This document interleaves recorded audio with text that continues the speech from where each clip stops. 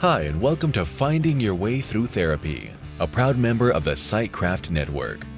The goal of this podcast is to demystify therapy, what can happen in therapy, and the wide array of conversations you can have in and about therapy.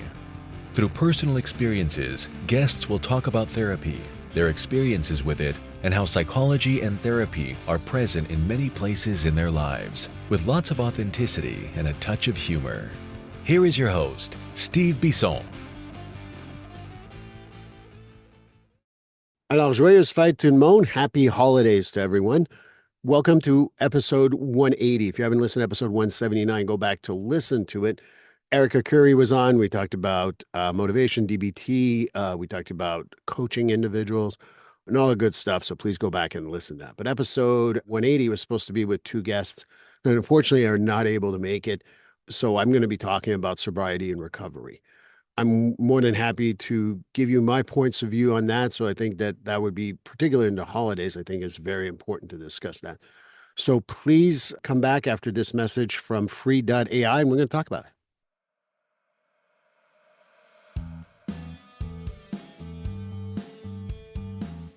Getfree.ai. Yes, you've heard me talk about it previously in other episodes, but I'm going to talk about it again because Getfree.ai is just a great service. Imagine being able to pay attention to your clients all the time instead of writing notes and making sure that the note's going to sound good and how are you going to write that note and things like that. Getfree.ai liberates you from making sure that you're writing what the client is saying, because it is keeping track of what you're saying and will create, after the end of every session, a progress note. But it goes above and beyond that. Not only does it create a progress note, it also gives you suggestions for goals, gives you even a mental status if you've asked questions around that, as well as being able to write a letter for your client to know what you talked about. So that's the great thing. It saves me time, it saves me a lot of aggravation, and it just speeds up the progress note process so well. And for $99 a month, I know that's nothing. That's worth my time. That's worth my money. You know, the best part of it too is that if you want to go and put in the code Steve50 when you get the service, at the checkout code is Steve50, you get $50 off your first month. And if you get a whole year, you save a whole 10% for the whole year. So again, Steve50 at checkout for getfree.ai will give you $50 off for the first month. And like I said, get a full year, get 10% off.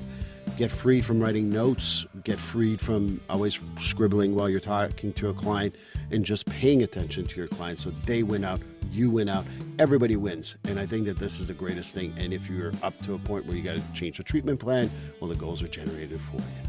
So getfree.ai, code Steve50 to save $50 on your first month. Well, welcome back. And one of the things that I would say to you guys is that in the holidays in particular, it can be very difficult for people who are either newly sober or even people who've been sober for a long period of time. What usually happens in the holidays is, what do people do? They get together, they socialize. And what do we socialize in westernized cultures? Alcohol, sometimes smoking, sometimes more stuff and other drugs. And when you're newly in recovery or you've struggled with recovery or what have you, it can be very difficult. So let's talk about that a little bit, because, you know, there's a distinction for sobriety versus recovery. And for me, it's pretty easy. Sobriety is you're not using any substances and you decide that you need to stop. You don't have any supports. You haven't set up anything. You're just stopped. That's good, but that's also sometimes led to, there's an expression, and I'm sure there's a more technical term, but obviously you've listened to this podcast long enough that you've heard it. You heard me talk in real terms. And what they call that a dry drunk. And what a dry drunk is someone who is very angry, bitter because they can't drink. And so therefore they take it out on other people. And that's sobriety. You don't have any support. You don't have any ways to work on it, think differently. And for me, the difference between sobriety and recovery is you have an active process where you're working with other people. I did a CIT training and we talked about that. And most people think it's just self-help, particularly AA or NA. Well, Alcoholics Anonymous and Narcotics Anonymous is a great process, and it's a 12-step. You know, I think that there's other ones, but let's talk about those particular ones for the step programs. People ask me, why do they work? Well, they work because it's a community of people who've been there, done that, and have a few t-shirts. And what I mean by that is they've struggled with their sobriety probably in the past, and they're trying to give you a group of people who have struggled and can work together in order to maintain your sobriety and recovery. And a lot of them can have a higher power. A has come a long way, doesn't always talk about a higher power, but something you do it for, basically. And then go through the steps. The 12 steps are so important. And I like this 12 steps because there's a lot of content. Doing to me, and you've heard me say this on other podcasts, but really doing the, step 4 and going through a fearless inventory of what you've done, and then going and actually talking to people. I think that's step 8. I'm not too familiar. And if you correct me, please do direct message me. More than happy to get that I was wrong. However, we need to have some sort of like community. We have a structure. And I think that that's what works really well in sobriety, and recovery, I should say, and what I think people really enjoy. We talked about the AA and NA people. Let's talk about other stuff that also exists. Well, one of the things that people do also, there's smart recovery, which smart recovery is based on cognitive behavioral stuff. It looks at your behavior right now and what you need to change. Where AA tends to look at the past, what you've done, change, and asking for forgiveness and doing fearless inventories and stuff like that. There's a lot of that, where smart recovery is more in the here and now. What can you do now to stay sober? They don't particularly count it the same way, and that's okay. There's nothing wrong with that. Everyone can count the way they want. But from my perspective, I think that smart recovery is also a good process. And I, again, support AA fully. I know a lot of people who have benefited from AA, so definitely want to make sure that I mention that too. There's Celebrate Recovery, and there's a lot of them that I don't even know about. But having a community, I know that there's apps now that are really helpful they also give you resources. So you can use that as a recovery community. And I know there's Facebook groups, Reddit groups, and stuff like that. So use that for your recovery process. And that's very important to me. I think that once you realize that sobriety is very difficult, having a community is going to be very beneficial. Now, why the holidays? Well, I've never been to a holiday gathering where someone didn't have alcohol there. And if that's your poison, as I call it can be very difficult to say no. So how do you say no? I tell people, tell the truth. And some people say to me, well, I don't want to tell the truth. I don't want to be seen as that guy or that woman. And I say, okay, well, that's a choice you're making. So what are you going to do? What's your other options? Oh, I'm going for a walk. Oh, I'm watching my weight. Not today. I had a rough night last night, or other situations. So set up what you're going to say no. Because I think what happens a whole lot of times is that people don't know how to say no, and they don't set it up in advance. So being able to set it up in advance is very important. If you decide to talk about it, I think that people will respect that a lot more. I know that some individuals who I've worked with, they've had family members who gave them a hard time for stopping, just pick it up in January or what have you. Well, no, you make your choices. And I think that having a strong sense of self, in new recovery and new sobriety, sometimes it's hard to have that good sense of self. And I think it's important to start thinking about it that way so that you can send those, like, it's good. It's not good for me to drink, smoke, shoot, snort, whatever way you consume your substances. But setting those limits, setting those boundaries for you, not for other people, and trying to please others is so important, which brings me to people pleasing. I think a lot of people will drink because, oh, that's the social thing to do. They expect me to drink. Well, doing the nice thing for other people means you're doing the wrong thing to yourself. So having a good, strong sense of self and knowing what's best for you with the pressure of, come on, it's just one or what have you. Well, that's how chips start, right? Who eats a singular chip, or crisps if you're listening to me in Europe? No one. People have one, two, three, and they lose control and they have the whole back. Not all the time, but you get the point. And it's the same thing with the drinks, right? And some people have suggested to me that that's something that, is really hard to say no, particularly with families that have a high level of alcohol use. Well, there's another option. Don't show up. And I know that feels isolating and all that, but if you have a community, we talked about the support systems, we talked about Facebook, we talked about Reddit, and maybe your support system can help you. And there's apps. I always forget about the apps, but the apps are there for you.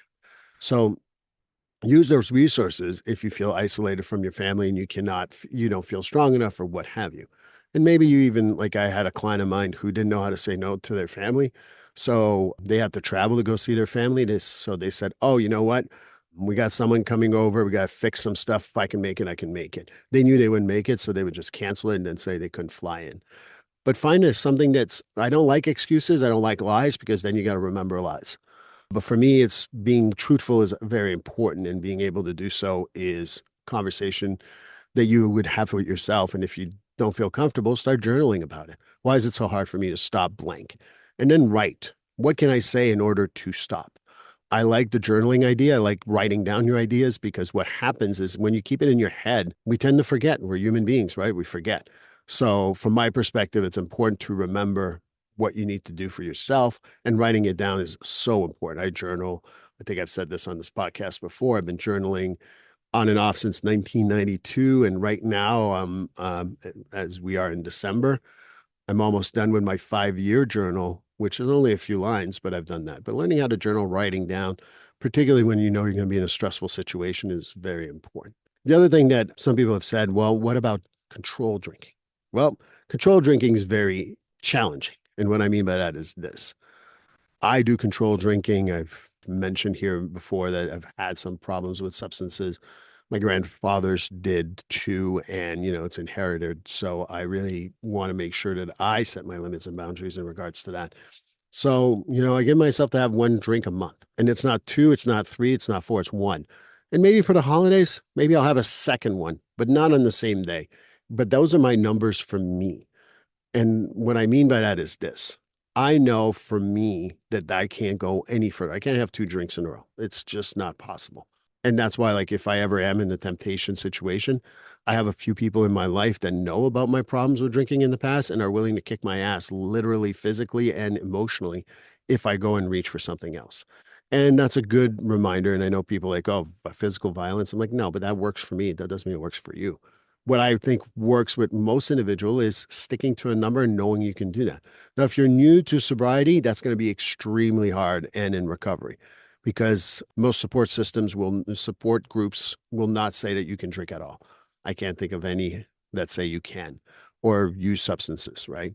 So you got to figure out what your number is and stick it to it, not because of any other outside pressures, but yourself. I also like to think about sobriety being at least a year old before, or recovery also, before you can actually set those limits and boundaries with other people. So from my perspective, I think that there's a lot of stuff that you can do, and also bring a friend. I mean, it could be a sober friend or a friend that's willing to be supportive of you. Have a signal. I think that what I've also mentioned to people is that, they're bothering me about a drink. And if you go to YouTube, I'm touching my nose. And if you have a friend who understands what that means, maybe they come over and they change a subject or they work on something or what have you. But having allies is so important. That's why, to me, recovery works much better than sobriety. While sobriety can work, I'm a big fan of recovery and having that. And obviously, process it if you have a therapist, process it there, process it in the support groups. But make sure you use all your resources in order to set those limits and boundaries, not because everyone expects it, but rather you expect it from yourself. And if you're not doing it for yourself, you're highly likely not going to remain sober or in recovery. So that's my ideas for today. Let me know what you think. Send me a note and all that. And episode 181 will be with Daniel Gospardek. If I pronounced it wrong, he's going to tell me on the podcast. But he's the next guest on episode 181, and I hope you join me then. Please like, subscribe, and follow this podcast on your favorite platform. A glowing review is always helpful.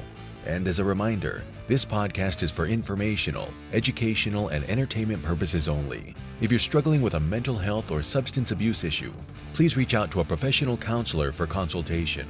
If you are in a mental health crisis, call 988 for assistance. This number is available in the United States and Canada.